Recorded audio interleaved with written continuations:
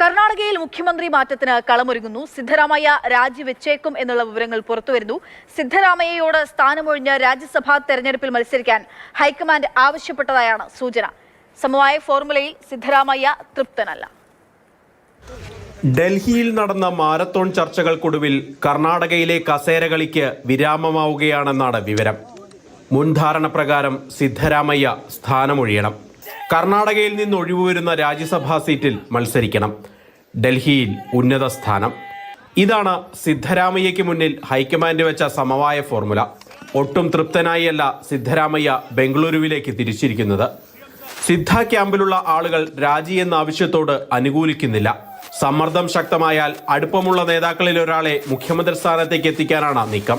ഒരു കാരണവശാലും DK Shivakumar മുഖ്യമന്ത്രിയാകുന്നത് Siddaramaiah camp ആഗ്രഹിക്കുന്നില്ല. അതുകൊണ്ട് തന്നെയാണ് ദളിത് മുഖ്യമന്ത്രി വേണമെന്നുള്ള ഒരു ആവശ്യം കണക്കുകൂട്ടി ഉയർത്തിയത്. ഇതോടൊപ്പം മകൻ യതീന്ദ്ര സിദ്ധരാമയ്യയെ സുരക്ഷിത സ്ഥാനത്തേക്ക് എത്തിക്കണമെന്നുള്ള ആഗ്രഹവും സിദ്ധരാമയ്യയ്ക്കുണ്ട്. ഇന്ന് ഇത് സംബന്ധിച്ച ചർച്ചകളൊന്നും നടന്നിട്ടില്ല എന്നാണ് KC വേണുഗോപാൽ വ്യക്തമാക്കിയത്. എന്നാൽ അണിയറയിൽ മുഖ്യമന്ത്രി മാറ്റത്തിനുള്ള നീക്കങ്ങൾ തകൃതിയാണ്. Today we discussed about the Rajya Sabha seats and the council seats of Karnataka. The candidates of Rajya Sabha and council seats of Karnataka will be announced along with the other seats. DK ക്യാമ്പും കണക്ക് കൂട്ടിയുള്ള നീക്കങ്ങളിലാണ്. മുഖ്യമന്ത്രി സ്ഥാനത്ത് പിടിമുറുക്കാൻ ഡൽഹിയിൽ നിർണായക ചർച്ചകൾ നടത്തിയിട്ടുണ്ട്.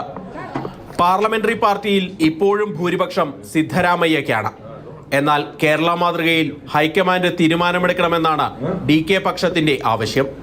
സമവായ സ്ഥാനാർത്ഥിയായി മല്ലികാർജുന ഖാർഗെ മുഖ്യമന്ത്രിയാകണമെന്നുള്ള ആവശ്യവും കോൺഗ്രസിനുള്ളിൽ നിന്ന് ഉയർന്നിരുന്നു. എന്നാൽ പ്രായം പരിഗണിച്ച് ആ സ്ഥാനത്തേക്കില്ല എന്ന് ഖാർഗെ സോണിയാഗാന്ധിയെ അറിയിച്ചതായാണ് വിവരം. KB Sreedharan, Mathrubhumi news, Bengaluru.